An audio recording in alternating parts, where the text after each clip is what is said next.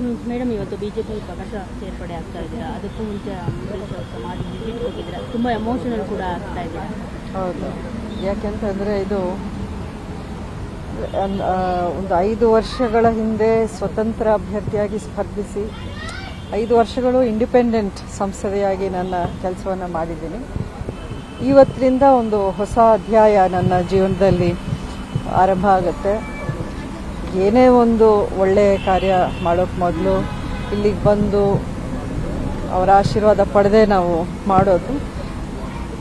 So ಖಂಡಿತ ಇದಕ್ಕೆ ಅವರ ಆಶೀರ್ವಾದ ಇರುತ್ತೆ ಅಂತ ನಾನು ಅಂದ್ಕೊಂಡಿದ್ದೀನಿ. ಪ್ರಚಾರಕ್ಕೆ ಇವತ್ತಿನ ಬಿಜೆಪಿ ಕಾರ್ಯಕರ್ತರಾಗಿ ಅಧಿಕೃತವಾಗಿ ಪ್ರಚಾರಕ್ಕೆ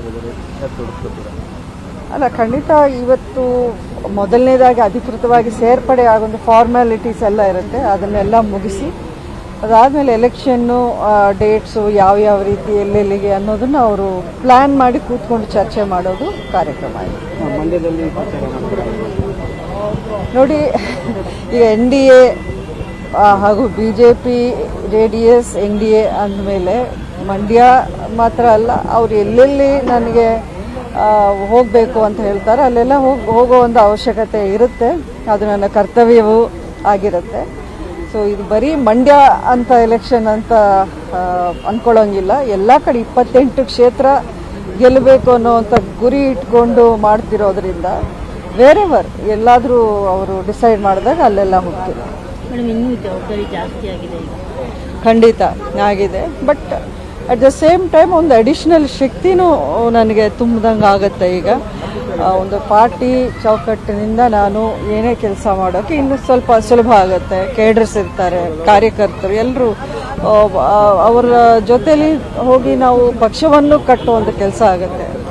ಮೇಡಮ್, ಈಗ ತಕ್ಷಣ ಸ್ವಾಭಿಮಾನಿಯಿಂದ ಈಗ ಜಂಟಿಯಿಂದ ಒಂಟಿಯಿಂದ ಜಂಟಿ ಆಗ್ತಾ ಇದ್ರೆ, ಈಗ ಕುಮಾರಸ್ವಾಮಿ ಅವರು ಸಪೋರ್ಟ್ ಮಾಡಿದ್ರೆ ನಿಮ್ಮ ಒಂದು ಸಪೋರ್ಟ್ ಇಂದ ಎಷ್ಟು ಮಟ್ಟಿಗೆ ಬಲ ಬಂದಂತಾಗುತ್ತೆ? ನೋಡಿ, ಒಂದು ವಿಷಯ ಹೇಳ್ತೀನಿ, ಇದು ಇಡೀ ದೇಶದಲ್ಲಿ ನಡೀತಾ ಇರುವಂಥ ಎಲೆಕ್ಷನ್. ನಮ್ಮ ಕರ್ನಾಟಕ ರಾಜ್ಯದಲ್ಲಿ 28 ಕ್ಷೇತ್ರಗಳಲ್ಲಿ ನಡೀತಾ ಇರುವಂಥ ಎಲೆಕ್ಷನ್. ಇದು ಬರೀ ಮಂಡ್ಯ, ನಾನು, JDS, ಕುಮಾರಸ್ವಾಮಿ ಅವರು ಅದಂತ ಅಲ್ಲ. ಸೊ ಇದನ್ನು ಬಿಟ್ಟು ನಾವು, ನನ್ನ ಉದ್ದೇಶ ಏನು ಅಂತಂದರೆ PM ಮೋದಿ ಅವರು ಮತ್ತೊಮ್ಮೆ ಪ್ರಧಾನಿ ಆಗಬೇಕು. NDA ಅತ್ಯಂತ ಒಂದು ಹೆಚ್ಚಿನ ಸೀಟುಗಳ ಒಂದು ಯಶಸ್ವಿಯನ್ನು ಅವರು ಪಡೆದು ಮತ್ತೆ ಸರ್ಕಾರ ರಚನೆ ಮಾಡಬೇಕು. ಇದಷ್ಟೇ ನಮ್ಮ ಮೈಂಡಲ್ಲಿರೋದು. ಸೊ ಬರೀ ಒಂದೇ ಕ್ಷೇತ್ರದ ಬಗ್ಗೆ ಅಂತ ಅಲ್ಲ, ಎಲ್ಲೆಲ್ಲಿ ನನ್ನ ಅವಶ್ಯಕತೆ ಇದೆಯೋ ಖಂಡಿತ ಅಲ್ಲೆಲ್ಲ ನಾನು ಪ್ರಚಾರ ಮಾಡ್ತೀನಿ. ಪಕ್ಷಕ್ಕೆ ಕೆಲಸ ಮಾಡುವಂಥ ಒಂದು ವಿಚಾರವನ್ನು ನಾನು ಮುಂದೆ ಇಟ್ಕೊಂಡು ಹೋಗ್ತೀನಿ. ಇವಾಗ ನೀವು BJP ಸೇರ್ತಾ ಇದ್ದೀರಾ, ಬಟ್ ನಿಮ್ಮ ಅಭಿಮಾನಿಗಳು ಹಾಗೆ ನಿಮ್ಮ ಕಾರ್ಯಕರ್ತರು ಏನು ದೊಡ್ಡ ಮಟ್ಟದಲ್ಲಿ ಫೈಟೇ ನಡೆದಿರುವಂಥದ್ದು ಮಂಡ್ಯದಲ್ಲಿ, ಅವ್ರು ನಿಮ್ಮ ಜೊತೆ ಬರ್ತಾರಾ? ಎಲ್ಲರೂ ಭರವಸೆ ಇದೆಯಾ ಅಥವಾ ಅವ್ರಿಗೆ ಏನು ಹೇಳ್ತಾರೆ? ಅದೇ, ಈಗ ಏಕಾಏಕಿ ಒಂದೇ ದಿನ ಎಲ್ಲರೂ ಕನ್ವಿನ್ಸ್ ಆಗ್ತಾರೆ ಅಂತ ನಾನು ಹೇಳಿದ್ರೆ ಅದು ಸುಳ್ಳಾಗುತ್ತೆ. ಕೆಲವರಿಗೆ ಇಷ್ಟ ಇದೆ, ಕೆಲವರಿಗೆ ಇಷ್ಟ ಇಲ್ಲ, ಕೆಲವರು ನ್ಯೂಟ್ರಲ್ ಆಗಿ ಅಂತಾರೆ. ಸೊ ಅದು ಬಿಗಿನಿಂಗಲ್ಲಿ ಹಾಗಿದ್ರೂ ಹಂತ ಹಂತವಾಗಿ ನಾನು ಅವ್ರನ್ನೆಲ್ಲರನ್ನೂ ಕನ್ವಿನ್ಸ್ ಮಾಡಿ ನನ್ನ ಜೊತೆಗೆ ಕರ್ಕೊಂಡು ಹೋಗುವಂಥ ಪ್ರಯತ್ನ ಅಂತೂ ನಾನು ಮಾಡೇ ಮಾಡ್ತೀನಿ. ಇಲ್ಲ, ಅಭಿಷೇಕ್ ಏನು ಜಾಯ್ನ್ ಆಗ್ತಿಲ್ಲ, ನಾನು ಮಾತ್ರ ಜಾಯ್ನ್ ಆಗ್ತೀನಿ. ನಿಮ್ಮ ಜೊತೆ ಯಾರಲ್ಲ ಇವತ್ತು ಮೇನ್ ಆಗಿ ನಿಮಗೆ ಸಪೋರ್ಟ್ ಮಾಡಿದಾರೆ ಮಂಡ್ಯದಲ್ಲಿ 2019? ಮಂಡ್ಯ ಸಪೋರ್ಟರ್ಸ್ ಇದ್ದಾರೆ.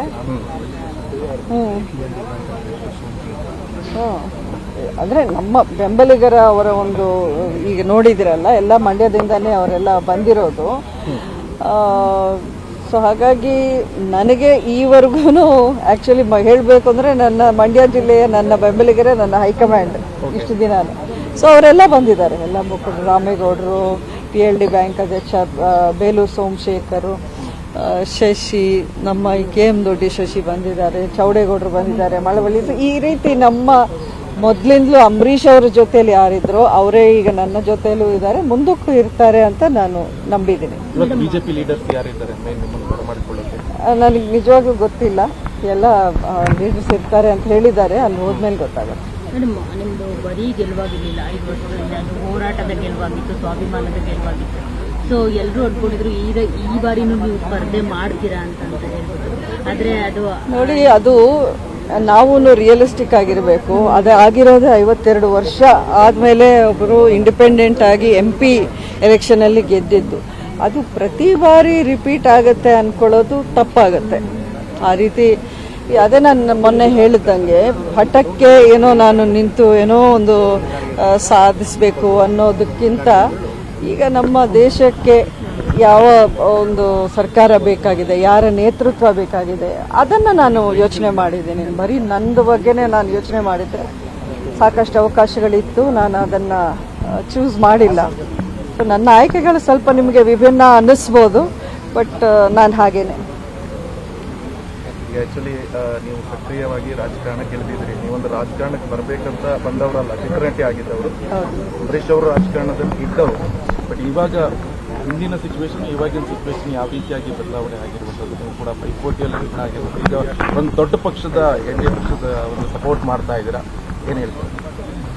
ಅಲ್ಲ, ಖಂಡಿತ ಎಲ್ಲ ಎಲೆಕ್ಷನು ಒಂದೇ ರೀತಿ ನಡೆಯಲ್ಲ. ಸಿಚುವೇಶನ್ಸ್ ರಾಜಕಾರಣದಲ್ಲಿ ಪ್ರತಿಯೊಂದು ಎಲೆಕ್ಷನಲ್ಲೂ ಸಮಯ ಸಂದರ್ಭ ಅದಕ್ಕೆ ಅನುಕೂಲವಾಗಿ ಬೇರೆ ಬೇರೆ ಇದು ನಿರ್ಧಾರಗಳು ತೀರ್ಮಾನ ಎಲ್ಲ ಬದಲಾಗುತ್ತೆ, ನಿಜ.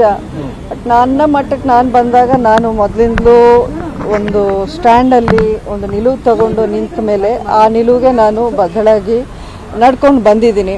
ಮುಂದೆನೂ ನಂದು ಹಾಗೆಯೇ ನಾನು ಈ 5 ವರ್ಷಗಳಿಂದನೂ ನೀವು ನೋಡಿದ್ರೆ ನಾನು ಪಾರ್ಲಿಮೆಂಟಲ್ಲೇ ಆಗಲಿ ಬೇರೆ ಇತರ ಪ್ಲ್ಯಾಟ್ಫಾರ್ಮ್ಸಲ್ಲಾಗಲಿ BJPಗೆ ನಾನು ಬಾಹ್ಯ ಬೆಂಬಲವನ್ನು ಕೊಟ್ಟೇ ಬಂದಿದ್ದೀನಿ.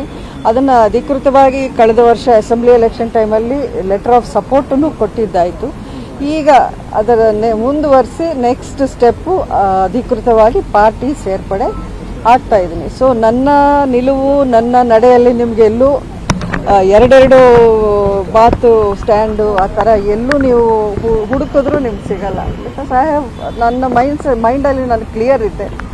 ನನಗೆ ಅವರ BJP ಸಿದ್ಧಾಂತಗಳಿರಲಿ, ಐಡಿಯಾಲಜೀಸ್, ನನ್ನ ಅನಿಸಿಕೆಗಳಿಗೆ ಅದು ತುಂಬ ಹತ್ತಿರವಾದದ್ದು ಅಂತ ನನಗನ್ಸುತ್ತೆ.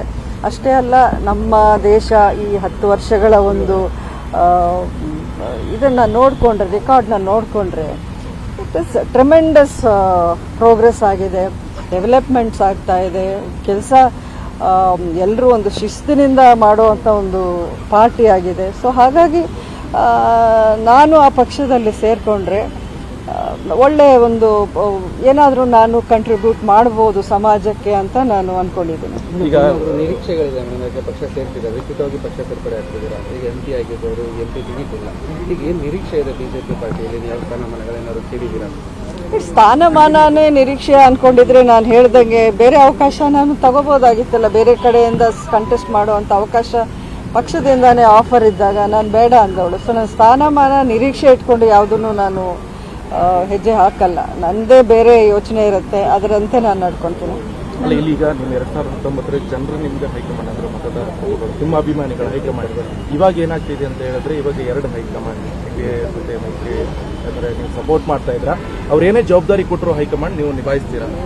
ಅಲ್ಲ, ಖಂಡಿತ ಏನೇ ಜವಾಬ್ದಾರಿ ಕೊಟ್ಟರೆ ಒಂದು ಪಕ್ಷ ಅಂತ ಸೇರ್ಕೊಂಡ ಮೇಲೆ we have to go. Party ತೀರ್ಮಾನ ಏನಿರುತ್ತೆ ಅದೇ ನಮ್ಮ ತೀರ್ಮಾನ, ನಮ್ಮ ನಿಲುವು ಆಗಿರಬೇಕು. ಇಲ್ಲಾಂದರೆ ಪಕ್ಷ ಏನಕ್ಕೆ ಸೇರಬೇಕು? ಇಂಡಿಪೆಂಡೆಂಟ್ ಆಗೇ ಇರ್ಬೋದಲ್ಲ.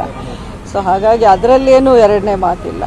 ಉಳಿದಿದ್ದು ಪಕ್ಷದಲ್ಲೂ ಒಂದು ಡೆಮೊಕ್ರೆಟಿಕ್ ವೇ ಇರುತ್ತೆ, ಒಂದಷ್ಟು ಡಿಸ್ಕಷನ್ಸ್ ಮಾಡಿ ಒಂದು ಫೈನಲ್ ಕನ್ಕ್ಲೂಷನ್ ಬರುವಂಥ ಕೆಲವೊಂದು ನಿರ್ಧಾರಗಳಿರ್ಬೋದು. ಅದನ್ನು ನೋಡಬೇಕು ಯಾವ ರೀತಿ ಮಾಡೋದು. ನಾನು ಇವತ್ತು ಅಂಬರೀಷನ್ನು ಎಷ್ಟು ಮಿಸ್ ಮಾಡ್ಕೊಳ್ತಾ ಇದ್ದೀನಿ, ಯಾಕಂದರೆ ಬಿಕಾಸ್ ಅವ್ರು ನಿಮ್ಗೆ ಶಕ್ತಿ ಆಗಿದ್ರು. ಇವತ್ತೇನಾದರೂ ಅವ್ರು ಇದ್ದಿದ್ರೆ ಹಿಂದೆ ಸರಿಯೋ ಚಾನ್ಸೇ ಇಲ್ಲ ಅಂತ ಹೇಳಿರೋರು. ಎಷ್ಟು ಇಲ್ಲ, ಅಂಬರೀಷ್ ಅವ್ರು ಇದ್ದಿದ್ರೆ ನಾನು ರಾಜಕಾರಣಕ್ಕೆ ಬರ್ತಾನೆ ಇರಲಿಲ್ಲ. ಅವರೊಬ್ಬರೇ ಸಾಕು. ಒಂದು 10 ಜನ ಇದ್ದಂಗೆ ಅವರು ರಾಜಕಾರಣದಲ್ಲಿ ಇದ್ದಾಗ ನಾವು ತುಂಬ ಸಂತೋಷವಾಗಿ ಬ್ಯಾಕ್ಗ್ರೌಂಡಲ್ಲೇ ಸಪೋರ್ಟ್ ಕೊಟ್ಕೊಂಡು ಬಂದೆ ನಾನು ಆ ಟೈಮಲ್ಲಿ. ಸೊ ಖಂಡಿತ ನನ್ನ ನಿರ್ಧಾರ ಅವರು ಮೆಚ್ಚುತ್ತಾರೆ ಅನ್ನೋ ವಿಶ್ವಾಸ ನನಗಿದೆ.